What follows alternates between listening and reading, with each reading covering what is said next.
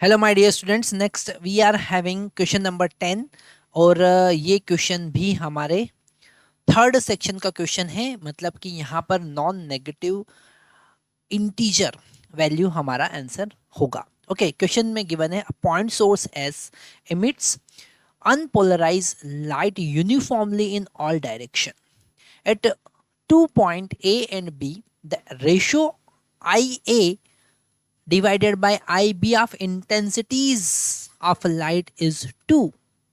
If a set of two Polaroids having 45 angle between their path axis is placed just before point B, then the new value of R will be. तो intensity का नया ratio क्या होगा वो हमको बताना। तो यहाँ पर ध्यान देना है हमको कि अगर हम कोई पॉइंट सोर्स की बात करते हैं तो जो इंटेंसिटी होती है वो आर स्क्वायर के इन्वर्सली प्रोपोर्शनल होती है। Intensity is inversely proportional to r square. मतलब यहाँ पर इंटेंसिटी वेरिएबल होगी। यहाँ पे कोई पॉइंट सोर्स हमने लिया है, एस लिया है ये पॉइंट सोर्स, और इससे अगर हम यहाँ पर ए पॉइंट की बात करते हैं और यहाँ पर बी पॉइंट की बात करते हैं तो फर्स्ट केस में अगर हम देखते हैं, फर्स्ट केस में अगर हम देखें तो इंटेंसिटी आई ए और इंटेंसिटी आई बी का रेशो जो है आर इक्वल टू 2 गिवन है।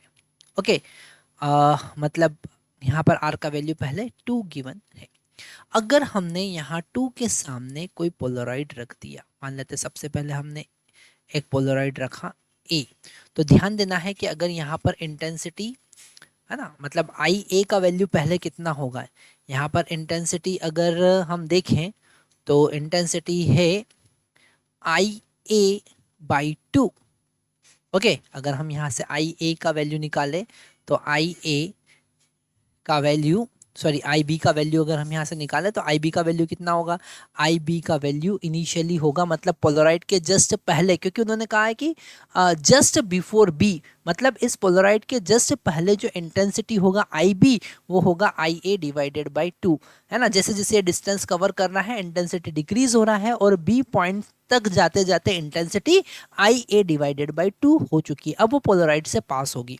तो जब अनपोलराइज लाइट पोलराइड से पास होती है तो उसका इंटेंसिटी हाफ हो जाता है। मतलब कि जब इस एक पोलराइड से, इसे हम थोड़ा सा और अच्छे से ड्रॉ कर लेते हैं, जब इस फर्स्ट पोलराइड से यहाँ पर ये पॉइंट बी है इससे पास होगी तो इंटेंसिटी हाफ हो जाएगी, मतलब आई ए बाई 2 हो जाएगी।